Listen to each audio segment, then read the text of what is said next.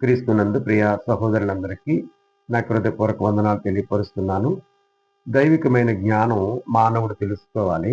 కానీ మానవ హృదయములో ఉన్న శాశ్వత కాలజ్ఞానం ఏదైతే ఉందో అది దేవుడు చేయు క్రియలను పరిశీలనగా తెలుసుకున్నట్టుకు అది చాలదు అనే సంగతిని నిన్నటి కాల సమయంలో ప్రసంగ గ్రంథము 3వ అధ్యాయము 11వ వచనంలో మనం గమనించాం. మరి దేవుణ్ణి మానవుడు గుర్తించకపోతే నిత్య జీవం లేదు.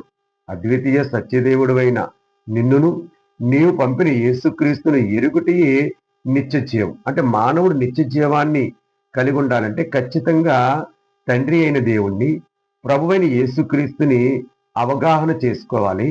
మరి మానవుడు దైవాన్ని గురించిన జ్ఞానం సంపాదించటం ఎట్లు అని మనం అంటే, మీరు గమనించండి, గ్రంథం మనకు తెలియపరుస్తున్న ఒక సమాచారం ఏంటంటే, దేవుడు తన ఆత్మ ద్వారా రాయించిన అనేకమైన సంగతులు గ్రంథములో పొందుపరిచారు.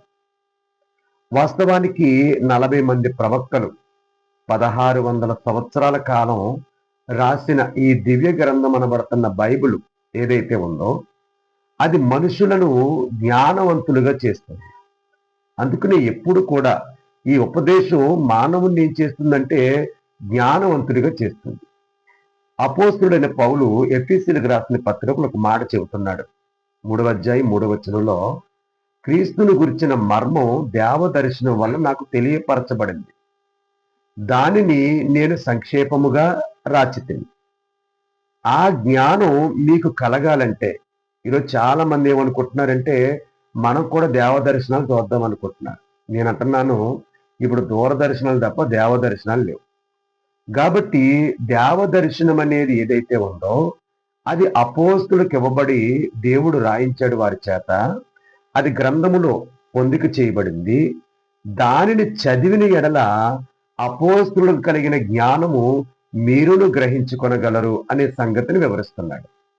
అంతేకాదు యెషయా గ్రంథంలో కూడా మనం చూస్తాం. 34:16లో యెహోవా గ్రంథమును పరిశీలనగా చదువుకునుడి.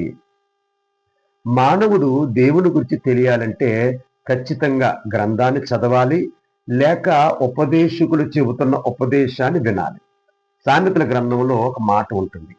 19వ అధ్యాయము 20వ వచనంలో అంటాడు, 19వ అధ్యాయం 20వ వచనంలో అంటాడు, నీవు ముందుకు జ్ఞాని వగుటకై ఆలోచన విని ఉపదేశమును అంగీకరించుము. అంటే నువ్వు దైవ జ్ఞానం అవ్వాలంటే, దేవుని గురించిన జ్ఞానం నువ్వు సంపాదించాలంటే ఉపదేశాన్ని వినాలి, లేక రాయబడిన సంగతులను నువ్వు చదవాలి. అంటే చదువు వచ్చిన వారు దీన్ని చదవాలి, చదువు రాని వారు